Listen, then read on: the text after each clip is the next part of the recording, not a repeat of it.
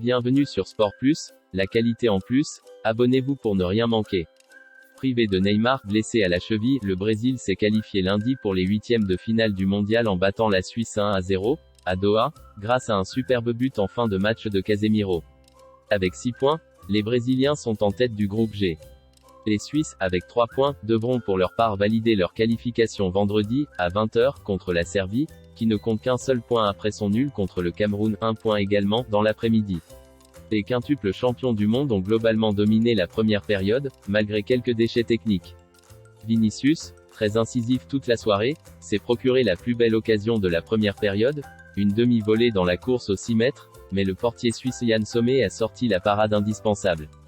Globalement, on sentait les deux équipes sur la réserve, hésitant à prendre des risques offensifs.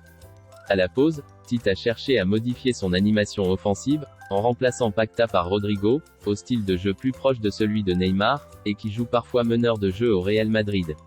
Au retour des vestiaires, les Suisses ont connu un moment fort. Alex Sandro, d'un tacle parfait dans ses propres 6 mètres, a sauvé la patrie brésilienne, avant d'intervenir devant Vargas.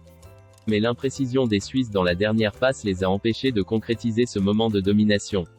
Peu après, Vinicius s'est de nouveau distingué par sa vitesse de course pour filer dans le dos de la défense. Il a d'abord marqué un but superbe en contre, refusé par la VAR pour un hors-jeu au départ de l'action.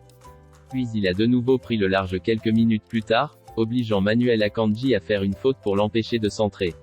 Mais c'est Casemiro qui a donné la victoire et la qualification au Brésil.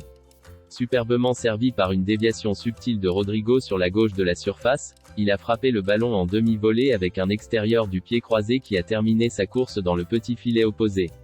Sommer est resté impuissant, 1-0, à la 83e minute.